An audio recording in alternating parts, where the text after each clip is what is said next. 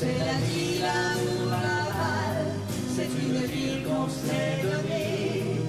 Aujourd'hui pour demain, pour les voisins.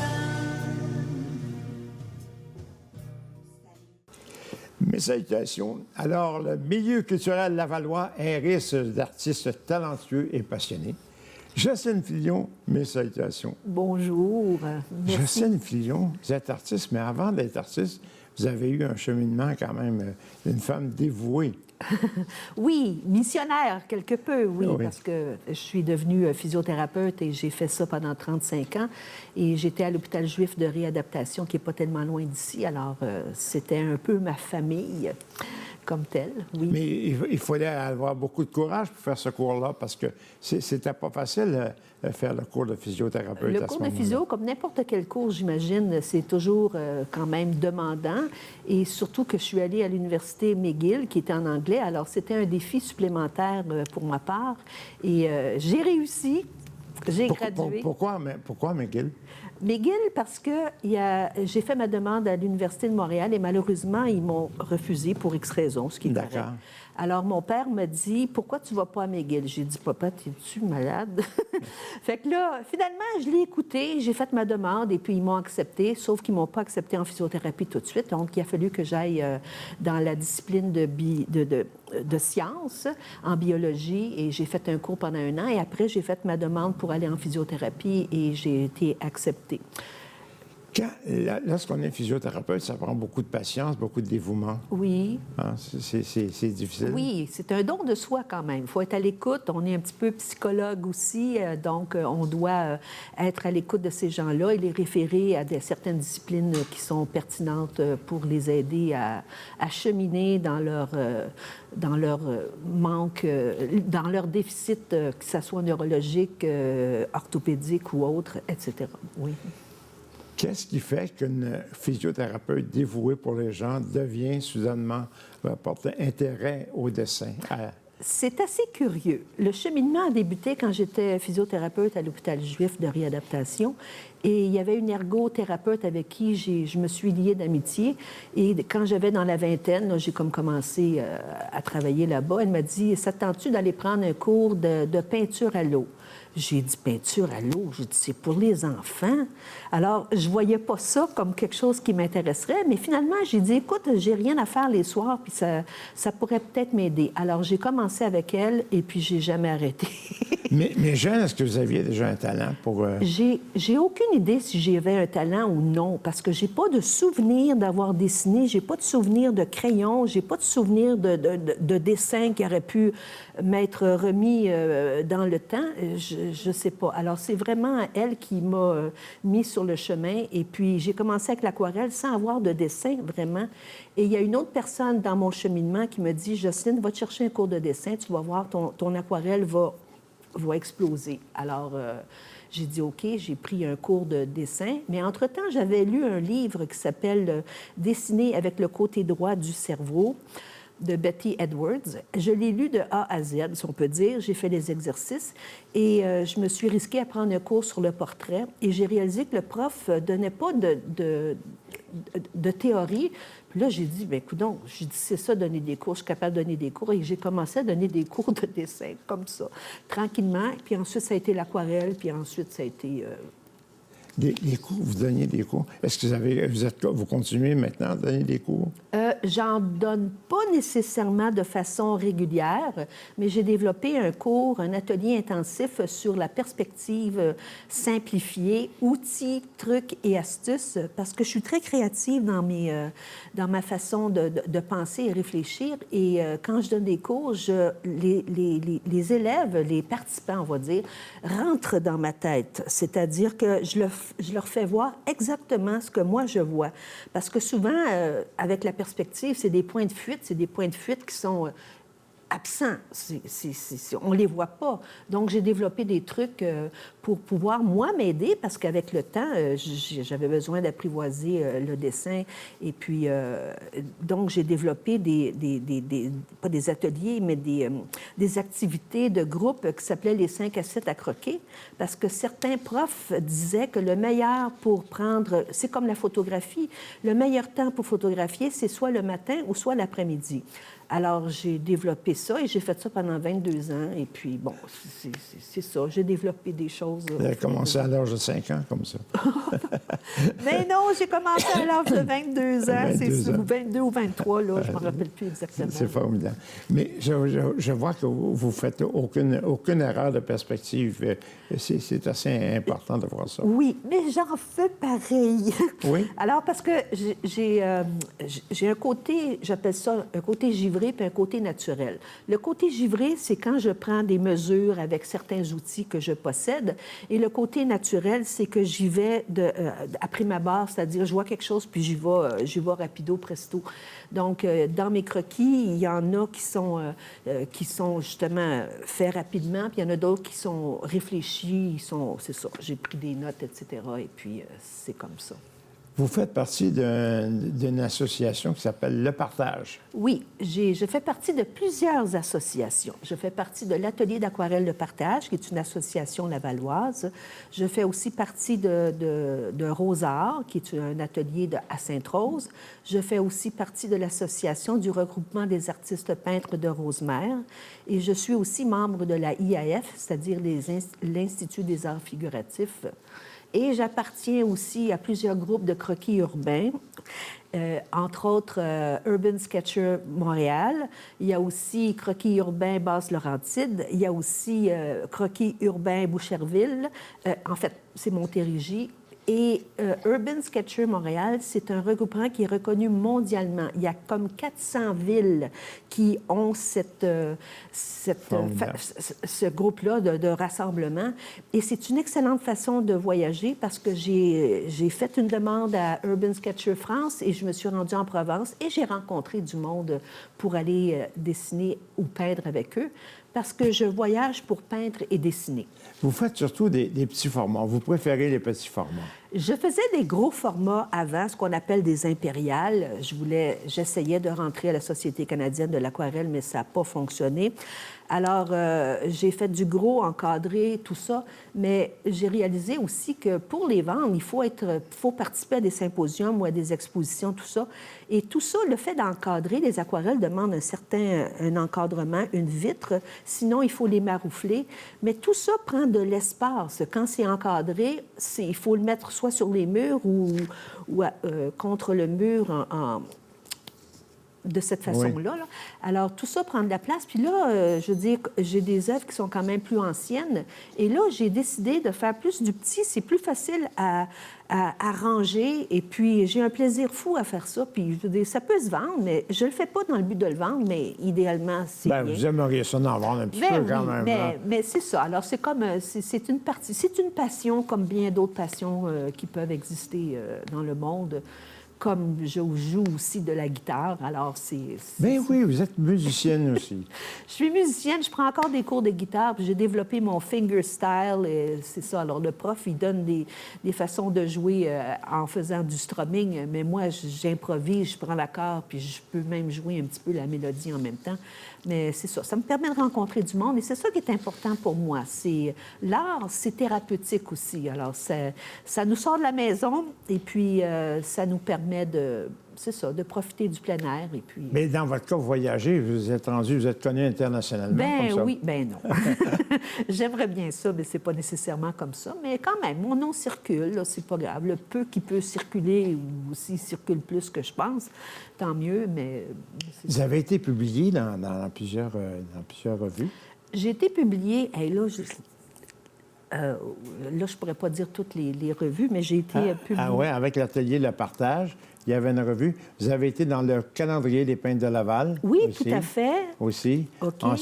Ensuite vous faites beaucoup d'expérience au point de vue peinture. Souvent, on voit qu'une œuvre comme ça vous prend peut-être 1 heure la faire. Oui. Mais ça vous a pris 40 ans. C'est exactement, c'est ce que souvent les artistes disent. Combien de temps ça a pris? Ça m'a pris 40 ans. OK. Alors, oui, il y a toute l'expérience qui rentre en action. Et c'est sûr que les œuvres que j'ai produites il y a X temps, bien, je veux dire, je les regarde de façon différente et puis je vois toutes les erreurs. Bien, l'aquarelle, c'est un médium qui est très imprévu, là. Il faut apprendre à le contrôler. Mais des fois, il nous contrôle, mais des fois, on ne sait pas, là. C'est des accidents heureux, des fois, c'est des accidents malheureux, mais il faut développer le contrôle de tout ça. Et puis, il y a toute une question de théorie, parce que l'aquarelle, c'est le médium le plus difficile à contrôler comparativement à l'acrylique, l'huile et puis le pastel, j'imagine. Oui. Vous travaillez beaucoup avec M. Murphy, Oui. puis plusieurs aquarellistes comme ça. Vous allez peindre un petit peu En sur plein place, air, en oui. plein air. Rénald Murphy est un grand ami à moi. On se connaît, je ne sais pas, depuis 40 ans peut-être, là. Alors, on s'appelle la veille, puis dit, bon, qu'est-ce que ça te tente de faire demain? OK, on s'en va-tu là? On le fait-tu en vélo? On le fait-tu en auto? Fait que c'est vraiment du plein air. Alors, tout ce que je fais généralement, je suis assise devant ce paysage-là et je produis. Donc, il y a des... ça, c'est mon format qui est devenu un petit peu standard parce qu'il rentre dans un cadre 11 par 14. Alors, je veux dire, si quelqu'un veut acheter une œuvre, bien, il peut aller se choisir un cadre. Ben oui, comment on fait pour vous rejoindre pour acheter une œuvre? Bien, il faut me rejoindre via Facebook, probablement aussi. Si on tape Jocelyne Filion, on va sûrement trouver quelque chose. Puis, dans les associations, on a la liste des membres est souvent présente, alors on peut aller chercher de l'information sur mes cours d'eau à ce moment-là. De cette Mais façon. vous savez qu'ici, les gens vont apprécier. Je suis sain. Moi, j'aime bien ce que vous faites. C'est intéressant. C'est là, c'est public. Hein? Vous réussissez à saisir des moments de la vie, de la vie courante. Oui, parce que je ne fais pas juste du paysage, je fais aussi du modèle vivant. J'ai déjà fait... Oui. J'ai déjà fait... je vais juste donner un exemple. Je ne sais pas si on peut le voir. Oui, mais montrez-le. OK, d'accord. C'est ça, les modèles. Vous faites de tout. Je fais de tout, du modèle vivant, OK? Et je fais aussi du portrait. J'ai déjà fait des portraits. Je vais en sortir un qui est plus... Alors ça, c'est des portraits qui sont faits en 25 minutes. 25 minutes? Oui. Quand même... Top chrono.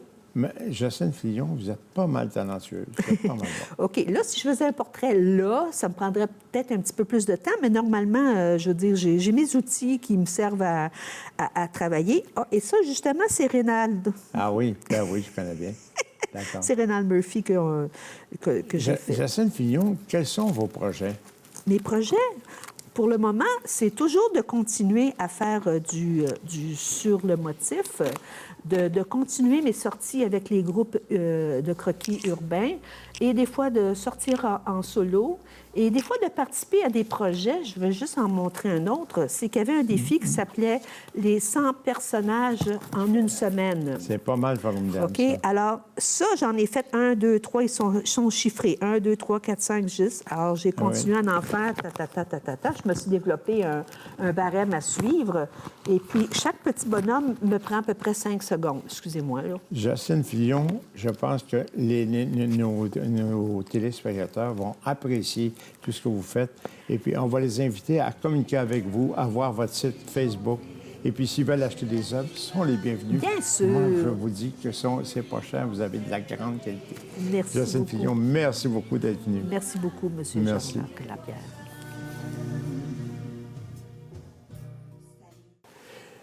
Un invité tout à fait spécial. Vous savez que la danse, c'est populaire auprès des jeunes. Alors, Claude Pilon, ça fait plaisir de t'accueillir.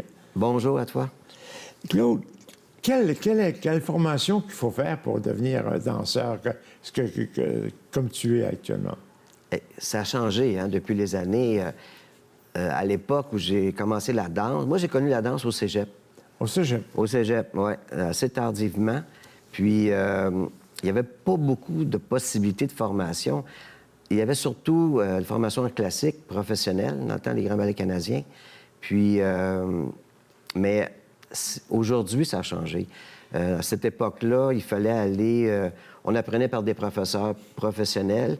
Puis ensuite, j'ai pris la décision d'aller faire une formation classique. Alors, j'ai été au Grand Ballet canadien. Oui? Ouais, Avec dans un Mme programme. Chekrief, quoi? Oui, elle était là à ce moment-là. Puis elle a formé un programme pour les Québécois Elle a formé un programme pour les garçons. Ah bon? Oui, des années à peu près 70. Et moi, ma formation était beaucoup plus dans un milieu professionnel.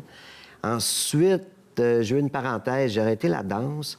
Et à ce moment-là, le seul programme qui avait de la danse, qui était un programme à l'UQAM, devenir professeur d'éducation physique, que j'ai fait de façon peut-être sur 4 ans. Puis après, je suis revenu à la danse. Ah, tu as été professeur d'éducation? J'ai jamais enseigné, mais j'ai fait de la formation. Ah, tu as fait de la formation. Ouais, parce que quand j'ai fait mon stage, ça a été comme... Je trouvais que le mouvement, tout aspect corporel n'avait aucune importance dans le milieu de l'école. Alors, je n'aurais pas été heureux, là. C'est une des raisons pourquoi j'ai voulu faire une école.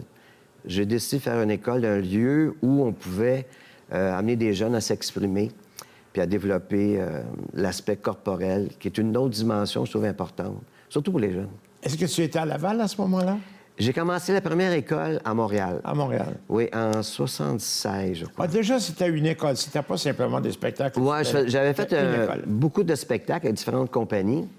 Puis, à ce moment-là, là, j'étais plus pour l'enseignement. Mais en 80, on a ouvert une école à Laval. Et c'est là qu'en fin de compte, je me suis séparé de mon associé et j'ai démarré à Laval, l'école. Et c'était un choix aussi que j'ai décidé de faire. Et c'est ça, c'est comme ça que ça a commencé. Ça fait combien de temps? Bien, écoutez, on devait fêter en 2020 40 ans. Alors, dû à la pandémie, c'était reporté. Puis cette année, on va célébrer ça. Là. La pandémie, c'était difficile pour vous autres? Oui, définitivement. On était souvent fermés, hein, l'enseignement au niveau des jeunes, tout ça. Alors, on a fait un peu de Zoom avec les enfants, mais c'est pas vraiment intéressant pour eux. Et donc, c'était 2 ans fermés, ouvrés, fermés, ouvrés. Et cette année, enfin, on a ouvert et on va terminer l'année avec notre spectacle annuel. Ouais. Quelle est votre recette pour rendre la danse aussi populaire auprès des jeunes? Bien, en fin de compte, comme quelqu'un disait tantôt, Maude, je pense que j'ai mis une façon de avoir du plaisir. C'est important d'enseigner pour que... on ne peut pas enseigner... Moi, j'ai été formé d'une façon un peu plus sévère. L'ancienne méthode qui vient d'Europe, tu sais, le ballet classique, c'est très, très strict. Je pense qu'en Amérique, c'est pas la même mentalité. Il fallait arriver à quelque chose que... Il faut que l'enfant, on développe son côté vouloir vraiment apprendre, qu'il y ait du plaisir. C'est le centre. Et le reste, bien, on y va par étapes. Moi, j'étais beaucoup, quand j'ai fait mon cours en éducation physique, une personne qui m'a transformé, c'est ce que j'ai étudié Piaget, son approche était une approche plus globale de l'enseignement, mais surtout sa théorie de mettre des étapes pour pouvoir amener à l'enfant à se dépasser. Mais si ton étape est trop élevée, si le défi est trop grand, il va se décourager. Alors, okay. Ça, c'est disons que la méthode que j'ai appliquée à mon école. Est-ce que vous enseignez plusieurs types de danse, je suppose? À l'école, on a 3 types de danse surtout. On a la danse contemporaine, le jazz et le hip-hop. Lequel qui est le plus populaire? C'est pas mal égal, mais ça change selon les années. Mais je suis très heureux que maintenant, la danse contemporaine, de plus en plus, intéresse les jeunes. Et pour nous, c'est une forme de danse qu'on apprécie beaucoup. Contemporaine? Oui. Ah bon? Mais bien adapté pour les jeunes. Donc, c'est un mouvement qui est plus expressif, qui permet aussi beaucoup plus de créativité. Et de plus en plus, les jeunes s'intéressent à la danse contemporaine. Oui. Est-ce que les gens viennent vous voir pour dire je suis intéressé à tel type de danse, ou bien c'est la publicité qui les attire? La publicité, ça va être les jeunes enfants, parce qu'on développe beaucoup de travail au bout des 3, 4 ans, 5, 6 ans. Ah, 3, 4 ans aussi? Oui, oui, oui. On les prend très jeunes. Avez-vous les 85 ans aussi? Ça, non. Non, pas encore. Bon. On est resté des spécialistes des jeunes. Les jeunes. Bon, les plus vieux sont peut-être entre 25 et 30. Eux ont commencé jeunes. Aujourd'hui, sont encore là. On a des cours avancés. Mais on n'a pas de cours d'adultes. Mais c'est un choix, ça aussi, que j'ai fait, disons. Ouais. Parce que c'est... la continuité, je la trouve intéressante. Moi, mon bonheur, un enfant de 3 ans, puis tout à coup, il est rendu à 15 ans, il est encore avec nous. Puis, à un moment donné, elle devient assistante à l'école. Ça, c'est... Je peux pas faire ça dans une école régulière. Tu sais, cette continuité-là, c'est de la magie. C'est fantastique. Mais les enfants, lorsqu'ils viennent, et disons que vous avez des cours combien de fois par semaine, quoi?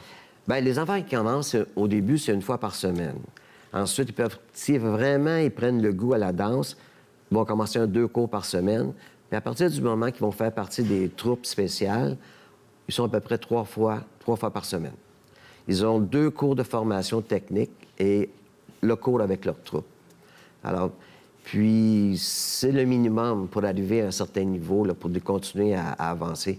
Parce qu'au début, c'est facile de faire des progrès à un cours par semaine, mais ensuite, le problème, quand on travaille le corps, si on est capable d'avoir des cours 3 fois par semaine, c'est beaucoup plus profitable. Ouais. On s'intéresse à la danse. Est-ce que c'était aussi pour le conditionnement physique? Oui. Il y en a certains, c'est comme une activité plus physique, puis il y en a d'autres, c'est une activité artistique. J'ai des jeunes qui viennent surtout pour bouger, s'amuser. Puis il y en a d'autres, bon, ils veulent devenir des danseurs. C'est pas pareil. La pensée n'est pas pareille. Ils ont des aspirations de devenir... Ah oui, définitivement. Mais est-ce qu'il y a des ouvertures pour être danseur? Bien, des fois, c'est pas nécessairement devenir danseur professionnel, mais de faire ça d'un haut niveau. Les ouvertures, je pense qu'on les crée à l'intérieur de nos écoles, mais de plus en plus d'ouvertures, il y en a quand même au niveau de la formation. On a quand même une école professionnelle à Montréal, qui est l'école de danse contemporaine, qui est maintenant dans les nouveaux studios vraiment d'un haut niveau. On a celui qui va en classique. Bon, bien, les grands ballets canadiens sont toujours là. Puis toutes les universités, Concordia, l'UQAM surtout, ces 2 universités forment de très bons chorégraphes et de bons danseurs aussi. Où est-ce que c'est situé, votre école? Bien, l'école est située dans le quartier Pont-Viaud, en fin de compte, boulevard de la Concorde. D'accord. Tout près du boulevard des Laurentides. Et pour nous trouver, c'est assez facile de faire une recherche sur Internet, Danse Claude Pilon, et ensuite, ils peuvent communiquer avec nous. Ça ferait un plaisir. Comme je disais tantôt, c'est surtout un enseignement qui est dédié aux enfants. Vous avez combien d'étudiants, à peu près? Bon, on va varier entre 500 et 600 élèves. 500, 600? Ouais. Incroyable. Mais vous êtes un homme d'affaires pas mal formidable. Bien, il faut l'être un 600 peu. étudiants pour une école de danse, Ouais. ici à Laval, il faut le faire. Bien, il faut... c'est pas être mauvais d'être un peu entrepreneur puis avoir un sens de les affaires. Je pense que c'est important de... Mais j'ai une belle complémentarité avec le côté artistique et le côté affaires. Oui, La danse, c'est pas du domaine public. Le grand public n'accède pas à la danse. Bien, en fait, la danse reste toujours un peu inconnue, je trouve. Moi, le seul point, je trouve dommage, avec toutes les années avec mon école, j'ai pas réussi à amener plus de garçons à faire la danse. Ça, je suis un peu... Bon, ça, c'est difficile. Par contre, il y a une certaine connaissance quand même qui s'est développée. Moi, je trouve que les écoles de danse comme nous, on développe chez nos parents une meilleure connaissance de c'est quoi une danse qui est intéressante, une danse qui a une belle créativité. Mais ça reste quand même un milieu qui a beaucoup de stéréotypes et c'est pas encore tellement... Même après 50 ans, je trouve que ça évolue très lentement, là, mais au niveau du grand public, oui. Mais il faudrait dire que ça tient en forme parce que, écoutez, je regarde, moi, je vous connais depuis longtemps, vous conservez votre forme malgré un certain âge. Moi, je vous trouve pas mal formidable. C'est gentil. Claude Pilon, quelle est l'adresse, pour terminer, quelle est l'adresse de votre école? C'est le 42 boulevard de la Concorde S à Laval, comme vous l'avez dit. Et le téléphone? 450-669-07-69. Claude Pilon, c'est toujours un plaisir de vous accueillir. Ça fait plaisir. Puis félicitations pour le beau travail que vous faites. Merci à vous. Merci beaucoup. Oui, il fait bon, c'est la ville à Montréal, c'est une ville qu'on s'est donnée pour grandir, vibrer, dormir, veiller, rêver et chanter. C'est la ville à Montréal, c'est une ville qu'on s'est donnée aujourd'hui, pour demain, pour les voisins.